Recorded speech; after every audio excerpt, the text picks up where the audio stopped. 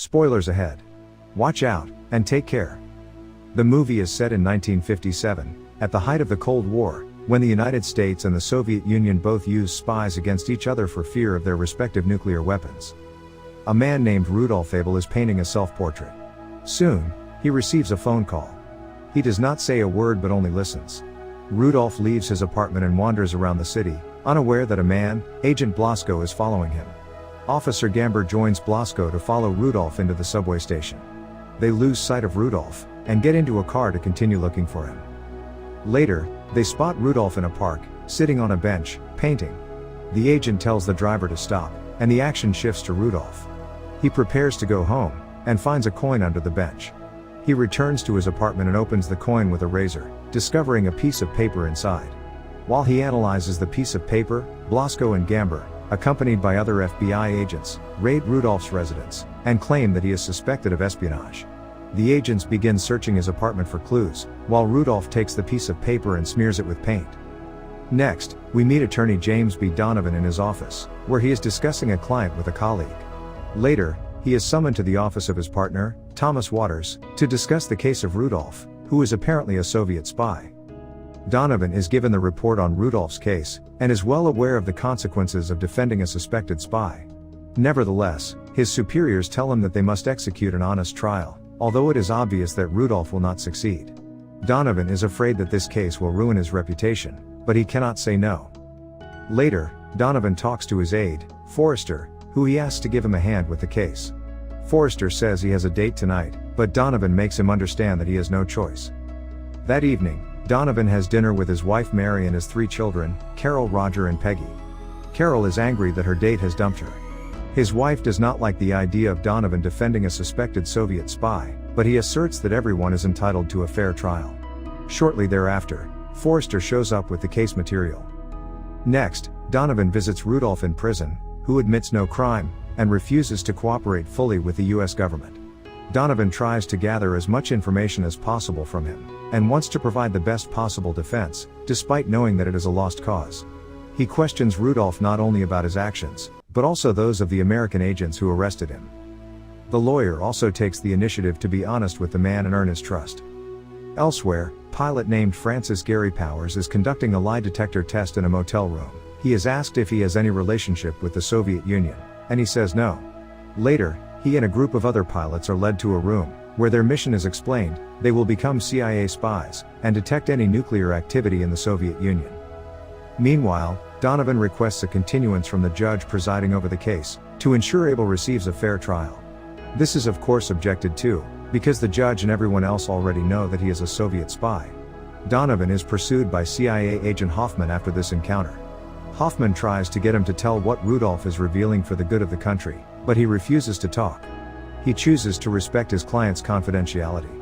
This doesn't make the agent very happy, and subtly threatens him, who however, stands by his convictions. In the meantime, the pilots are taken to Peshawar Air Station, to inspect the U-2 planes they will use for their mission, equipped with cameras and other equipment. They are to fly over Soviet territory at 70,000 feet and take photographs. The pilots undergo extensive training, and are told that under no circumstances, should the Soviets lay hands on the planes or the pilots. A few days later, Donovan makes one last attempt to give Rudolf an honest trial. It turns out that the agents who captured Rudolf did not have a search warrant, yet they conducted a thorough search of his apartment.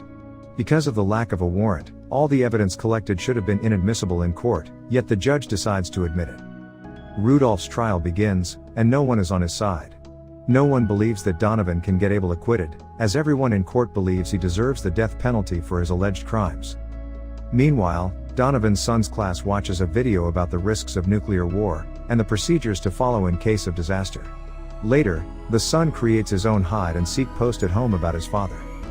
Donovan's reputation begins to get worse. People on the train who read negative news about his case look at him with disgust. At the end of the trial, Rudolf is found guilty on all charges, and faces death penalty. After the trial, Donovan assures him that the sentence has not yet been decided, so he need not worry, but Rudolf seems completely calm. Next, Donovan visits the judge, who is also his friend. He suggests leaving Rudolf alive because he might come in handy sooner or later. During the trial, Donovan convinces the court to sentence him to 30 years in prison, instead of death penalty. People are furious, and Donovan is surrounded by outraged reporters. His superior tells him that he only had to pretend to defend Rudolph, and not to save him from death. In doing so, he has endangered himself and his family. Even Rudolph tells him to be careful and watch his back. In fact, one night, someone shoots at the Donovan house, not killing anyone but scaring the family. Most of the public believes that he is a traitor. He calls the police, and asks that his house be defended. Here, a policeman indignantly asks why he is defending a Soviet spy. His house is surrounded by reporters, and he watches his frightened family. Meanwhile, CIA pilots are briefed on their mission. Powers takes to the air, and while he is taking pictures, he is suddenly attacked by missiles. His military plane begins to crash, and he tries to regain control. Unfortunately, he fails to press the self-destruct button, and completely destroys the plane. He presses buttons and manages to parachute out of the plane. Later, it is announced that the Soviet Union captured and detained Powers. In New York, Donovan is excluded from his law firm by the other partners, because of his actions during Rudolph's case. He later receives a letter from East Germany, supposedly sent by Rudolph's wife. The woman thanks him for his service to her husband, and urges him to get in touch with Vogel, his lawyer. However, after bringing the letter to Rudolph, the latter is sure that it didn't come from the man's wife. In the meantime, the Soviet Union subjects Powers to a mock trial, in which he is sentenced to 10 years of confinement, 3 of which are in prison. The CIA is convinced that the letter is an informal way in which the USSR is hinting at a willingness to exchange Rudolph for the newly captured Powers. The CIA then orders Donovan to fly to Berlin, to act as Powers' lawyer. Being a private citizen, his trip will not be seen as an official visit by a US official. In West Germany, American student Frederick Pryor rides his bicycle past the Berlin Wall construction site to meet his girlfriend. Pryor is confronted by East German Stasi agents, who are suspicious of him. He shows his books to prove he is a student, but is later imprisoned. Donovan arrives just in time to witness the construction of the Berlin Wall, and the complications that ensue.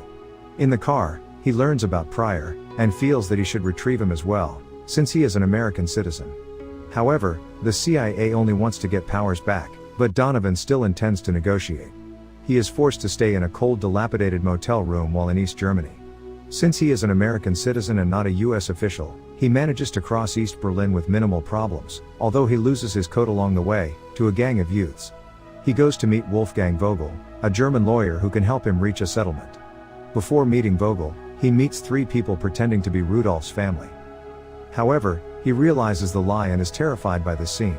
Soon after, he meets a secretary of the Soviet embassy, to whom he reveals his mission. The secretary reveals that the Soviet government does not like the idea of making an exchange with Rudolph and Powers. Instead, the secretary proposes to release Powers sometime after the US releases Rudolph. The Soviet Union suspects that Rudolph has revealed some important secrets, while Powers has not yet spoken, so they want to hold him for some more time. In addition, Donovan finds out that the Soviet Union cannot do anything about Pryor, as he was captured in East Germany, which belongs to the Germans and not the Soviets. Finally, the secretary promises that he will talk to the government about the exchange, and gives Donovan the address where he can find Vogel. He meets Vogel, who apparently represents the East German Attorney General. Vogel wants to exchange Rudolph for the young American graduate student who has been captured in East Berlin. That evening, the CIA warns Donovan that the Soviets would probably do this, instead of offering to exchange Powers. According to CIA agents, student Frederick Pryor is not someone they want to save, and Donovan must concentrate on Powers. Meanwhile, Powers continues to be tortured, and Soviet agents try to extract information from him. After realizing that the USSR was involved in the negotiations, the East German government refuses to release Pryor. As the CIA considers letting Pryor go, Donovan takes the risk of threatening the East German authorities. He meets with a young German agent, and asks him to relay his message. If Pryor is not released, the whole deal will collapse, and Rudolph will be interrogated and tortured, causing bad blood to flow between Germany and the USSR. When the CIA agent learns of this, he panics, but he is confident that everything will go smoothly. That night in the hotel room, they get a call, and find out that Vogel and the Soviets agreed to make the exchange. On the Glienicke Bridge, men from both sides meet. Joe Murphy, a friend of Powers, is brought to the other side to make sure that it is Powers himself on the other side. Meanwhile, Pryor is taken to Checkpoint Charlie. The transaction is made after confirmation, and Rudolph crosses to the other side, but not before informing Donovan that he has left him a gift. Before leaving the bridge, the two men exchange one last look. Powers informs Donovan on the plane that he never informed his captors of anything, and Donovan replies, "It does not matter now." He then opens Rudolph's gift, which is a painting of Donovan himself. He returns to his family home. They watch the news on the exchange, and are surprised to hear their father's name, because they thought he had gone fishing. Mary enters the bedroom, and discovers that her husband is finally resting. Next day, Donovan takes a train, where he notices others reading optimistic articles. The lady who was previously staring at him now smiles at him. Looking out the window, he notices children climbing over a fence, which reminds him of what he saw in Germany. Concluding, Rudolph Abel returns home and is never identified as a spy. Powers died in a plane crash in 1977. Frederick Pryor went on to teach at Swarthmore College. President Kennedy commissioned Donovan to negotiate the release of 1,000 Cuban exiles, held in Cuba after the failed Bay of Pigs invasion in 1961. Through his efforts, more than 9,000 men, women and children were freed. The end. Thank you for watching. Subscribe if you'd like to see more videos like this. Turn on the notifications, and leave a like to help the channel out.